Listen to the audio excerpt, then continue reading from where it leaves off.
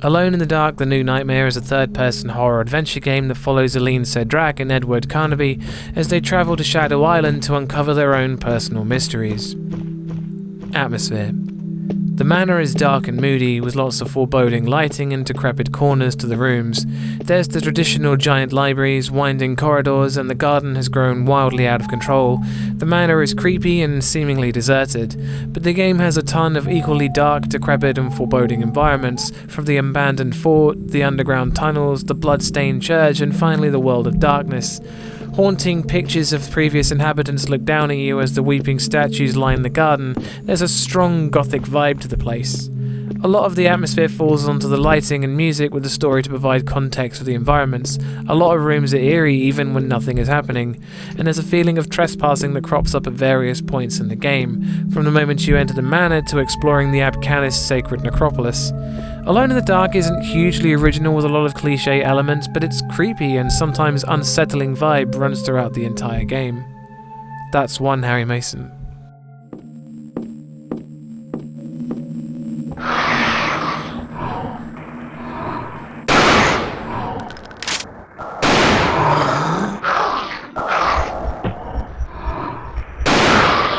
Scares. The game tries its best at jump scares, and it did pull off one or two with enemies jumping on you from the second you go through a door, but a lot of them kind of fell flat. There's a lot of times where either the game code or general presentation just didn't work for me, with a random lightning strike and an enemy appearing for a brief second before disappearing just feeling kind of lame. There's a lot of moments where the combat is just excessive and feels forced, with enemies spawning over and over again and sometimes directly in front of you. It just feels unnecessary. The game has tank controls, and if the resources were less plentiful, the combat would be a lot more intense, but by the end of the game I had over 200 shotgun rounds and over 80 save charms to save my game with, when I only needed about 5 of them. The enemies aren't hard to defeat with weaponry provided, and their general appearance isn't very intimidating. Why did you try and stop me in my path, Father? You mustn't struggle against your fate. But you won't have died in vain. Your body is about to experience a new birth. The darkness blending into your blood will make you a stronger being. You will be faster. You will be a complete being. Marvelously complete. First injection. Farewell, Father. Second injection. Welcome, new man.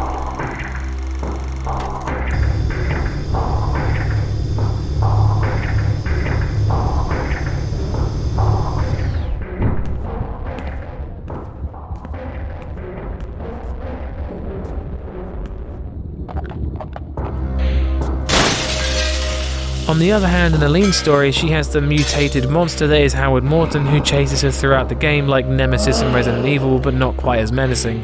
It's generally quite easy to put him down after several rocket blasts or grenades. He does move extremely fast, but he's not very difficult to stun, and again, he kind of falls a bit flat.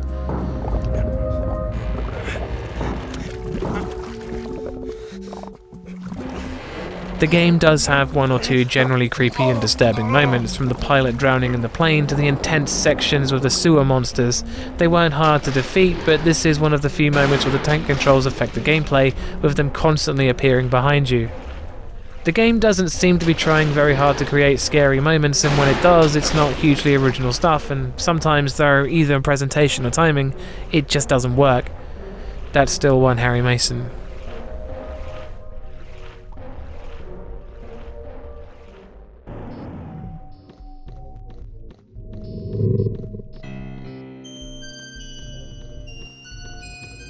Sound design.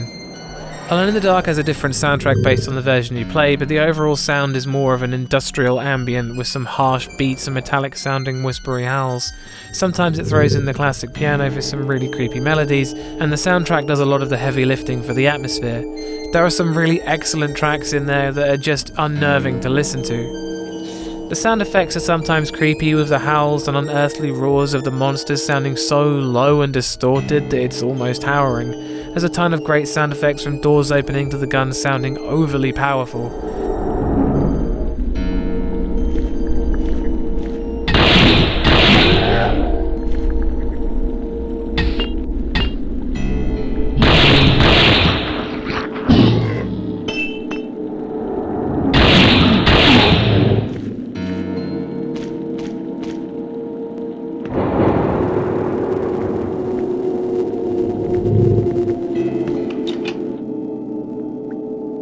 The voice acting for Carnby and Lean is pretty good, but can be a bit cheesy. Carnby, I talked with Edenshaw. I'm sure he's Abkhani's. Good for him. Edenshaw is an Abkhani's Indian. Carnby, Abkhani's Indians disappeared in the early 1800s. I confess I never really realized that. Okay, let's skip that part. Anyhow, he needs 7 statues to carry out a ritual. Did he tell you that? No, he told me he was fresh out of strawberry sherbet. Carnby, of course he told me that. They do have some fun and interesting interactions despite the script sometimes. Other characters like Alan and Obed Morton, however, feel overly hammy, like they're trying to steal every scene they're in. Most of the other characters sound okay. The PC port has some major cutbacks when it comes to the soundtrack and sound effects, with some things missing altogether, like on this window ledge where you can see rain but there's no rain sound effect playing, like there is here at the start. Sometimes there's just nothing at all, like where Aline climbs this wall, there's no sound effects for anything happening here whatsoever. The PC port also suffers with directional audio misplacement, with this ladder sounding like it's panned to the right channel for no reason. Despite the enhanced graphics, I'd recommend the Dreamcast or PlayStation 1 ports over the PC or PS2 ones for various sound design reasons. The game does generally have great sound design, just not in some of the ports. That's 2 Harry Masons. Oh my god.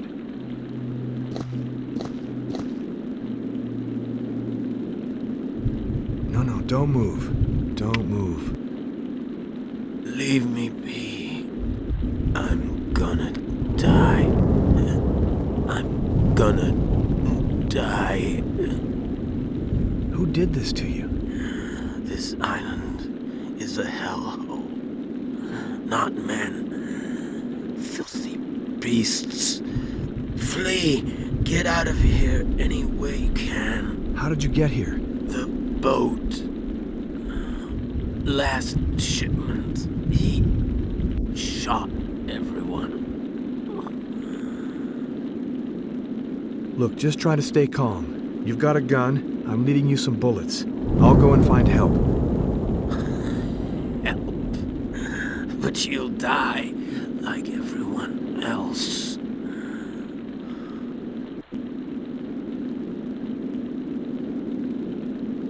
Run. I'll be back.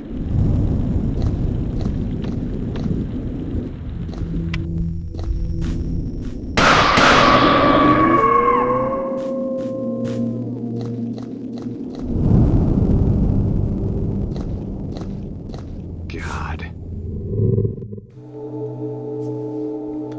Gore. There's a lot of bodies in the game, and some of the longer dead ones like the Abkhanis fort and their burial chambers are just creepy in general. The fresher corpses like the one holding the gate at the start of the second disc look like they've had their head melted. There's decapitated bodies and lots of blood all over the place.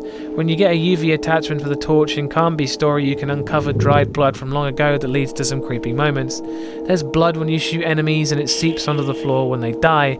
Considering the dark and bloody tale of the Morton family, it all seems appropriate, even the stuff that isn't explained.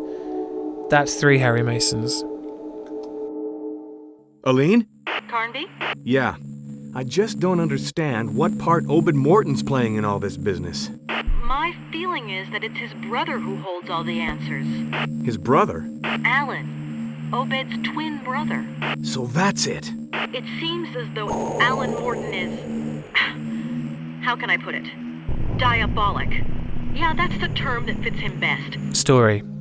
The story follows Edward Carnby as he travels to Shadow Island to find out what happened to his missing partner Charles Fisk, and Aline Sedrak, who was also lured to the island after being told that Obed Morton, the famous Abkhanis translator, is her father. Soon after arriving, it becomes apparent that both have been deceived. The story has a lot of great elements with some really creepy diary entries into the Morton family history. Always personally fascinated me, with the history being explained in so many books and notes in the game. The ancient Abkhanis tribe and their rituals and religions was really interesting too, with their entire history being explained quite well. but the story has a lot of overly dramatic moments and cheesy events like Aline's time in the planetarium, where she finds out that the planets aligned specifically on Halloween 2001, which is the exact day the game takes place on.